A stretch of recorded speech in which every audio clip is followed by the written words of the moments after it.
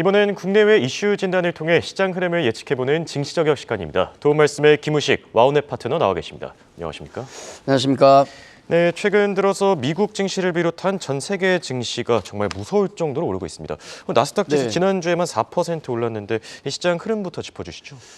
예, 지난주도 뭐 즐거운 장세가 이어졌다 그렇게 봐야 되겠죠. 우리 한 주간 글로벌 증시 강한 상승세를 이어가고 있는데 사실 1월 한 달간을 놓고 본다 그러면은 우리 코스피와 나스닥이 각각 11% 급등을 했습니다. 제뉴얼리 이펙트 1월 효과가 있을 것인가, 저는 그래도 1월 효과 이번에 있을 것이다 말씀을 드렸는데 무서울 정도로 있어요. 굉장히 특징적인 흐름을 보여주고 있습니다. 인플레이션 둔화, 그리고 거기에 기댄 연준의 긴축 완화 기대감, 그것과 그리고 기업 실적이 계속 호재로 작용을 하면서 미증시의 강한 흐름을 이어가고 있다 그렇게 봐야 될 것 같습니다. 특히 지난주는 이제 인텔을 제외하고 마이크로소프트와 테슬라의 실적 발표가 그래도 컨센 정도는 맞춰줬고 해서 나스닥 증시가 역시 초강세의 모습을 보이면서 흐름이 굉장히 지금 강한 흐름이 이어지고 있습니다. 또 거기다 금요일 PC 물가 지표 같은 경우도 오름폭이 한 번 더 둔화되는 모습을 확인 또 했고요. 또 약간 경기 위축에 대한 우려는 남아 있지만은 다른 호재들이 지금 덮고 있는 상황이 아닌가 그렇게 말씀을 드리겠습니다. 자, 미증시 한 주간의 어떤 섹터별로 보면 헬스케어 정도가 조금 약세였다 그렇게 본다 그러면 나머지는 굉장히 초강세였죠. 그래서 역시 연준의 금리 긴축 속도 완화 기대감이 계속 가장 큰 호재로 작용하고 있기 때문에 빅테크주들, 고생했던 빅테크주들이 지난주에도 급등을 이어갔고요. 테슬라만 해도 뭐 한 주간 33%니까 굉장히 좋은 퍼포먼스. 엔비디아 14%, 메타가 8%, 애플이 5%.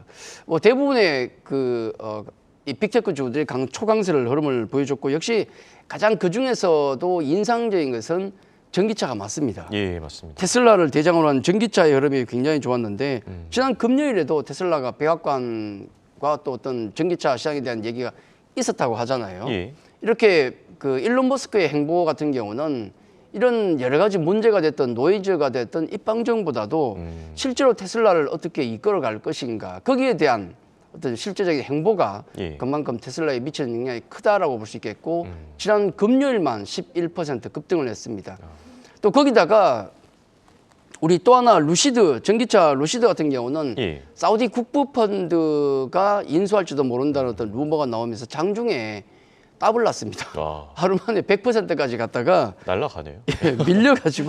밀려도 43%의 폭등세로 맞췄거든요. 근데 얘만 그런 게 아니고 나머지 전기차들도 모두 지난주 금요일 다 급등을 했다는 측면에서 놓고 보면 역시 전기차 관련주의 급등이 가장 지난주에 인상적이었다고 봐야 되겠죠. 자, 우리 국내 증시도 급등 흐름을 이어가고 있습니다. 설명절 때문에 3일밖에 안 열렸거든요. 근데도 불구하고 글로벌 전체에서 차지하는 어떤 상승폭을 보면 굉장히 높습니다. 왜? 그동안 우리가 꼴찌였잖아요. 그러다 보니까 그렇죠. 굉장히 많이 올라가는 모습을 보여주고 있습니다. 특히 이제 그 1월 한 달간만 놓고 보더라도 외국인이 7조 정도를 매수했거든요. 이 외국인 매수에 힘입어서 대형주 강세, 그리고 정책 모멘텀주 강세 현상이 나왔는데, 삼성전자가 1월 한 달간 아직 이틀 남았지만은 17% 올랐습니다. 말도 안 되고요. 호실적을 발표한 현대차도 1월 한 달간 15% 급등했습니다. 또 오늘이죠. 보호해서 물량 출회를 앞둔 LG 엔솔도 지난주에 한번 땡겼고요. 덕분에 이제 지난주 국내 증시에서도 2차 전지주가 강세를 보였고, 또 JYP 엔터를 보면 사상 최고치를 기록했거든요. 지난주에. 역시 엔터주의 강세는 여전했다. 다만 폭등세를 이어가던 로봇주가 좀 주춤되긴 했지만 역시 관련주와 챗GPT 관련주도 여전히 강한 흐름을 보이더라. 정리하면 1월 한 달간 한국 증시는 대형주, 중소형주 또 각 섹터별로 최소한 한 번 이상은 인상적인 급등세를 보여주고 있다. 그렇게 정리를 해드리겠습니다. 네, 글로벌 증시의 한 주간의 흐름 체크해봤고요. 바로 이어서 이번 주 예정된 일정도 체크해보시죠. 자, 우선 현지 시간 월요일 30일에는 미국 댈러스 여는 1월 제조업 지표가 공개될 예정입니다. 또 중국 증시가 개장에 들어가고요. 31일에는 빅 이벤트입니다. 미국의 FOMC 회의가 예정돼 있습니다. 2월 1일까지 예정돼 있고 또 이후에는 8월에 이제 기자회견도 같이 나올 예정입니다. 2월 1일에는 미국의 ISM 제조업 PMI가 공개됩니다. 또 ADP 취업자 수가 발표되고 2일에는 ECB와 BOE, 영란은행이죠. 통화정책회의가 예정돼 있습니다.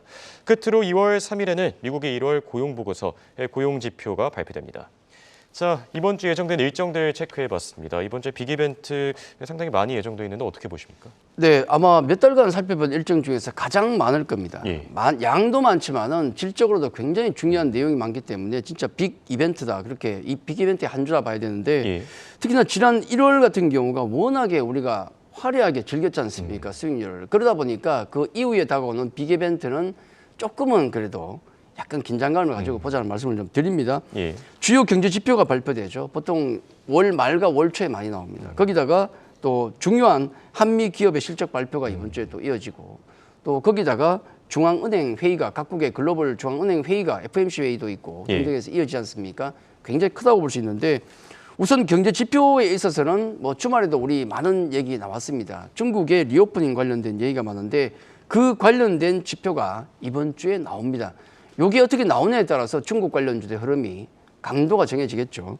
자, 그리고 미국의 ISM 제조업 지수, 1월 고용 보고서 이것도 중요하죠. 인플레이션, 그다음에 경기 침체 이런 부분과 관련해서 아마 미증시도 분명히 연동을 좀 받을 겁니다. 해서 예. 중요한 경제지표 발표가 있고 자, 실적 시즌에 우리가 본격 들어와 있는데 이번 주도 굵직굵직한 실적 발표가 많습니다. 특히나 이제 이번 주 오늘 지난 금요일 미국 전기차가 많이 올랐는데 월요일 중요하잖아요. 근데 예. 마침 또 우리 기업들 보면은 삼성 SDI나 그다음에 에코프로 같은 전기차 관련 2차 전지 관련 기업들의 실적 발표가 있고 특히 LG 엔솔의 보호 예수 물량이 풀린다는 측면에서도 오늘은 좀 중요하다 말씀을 좀 드립니다.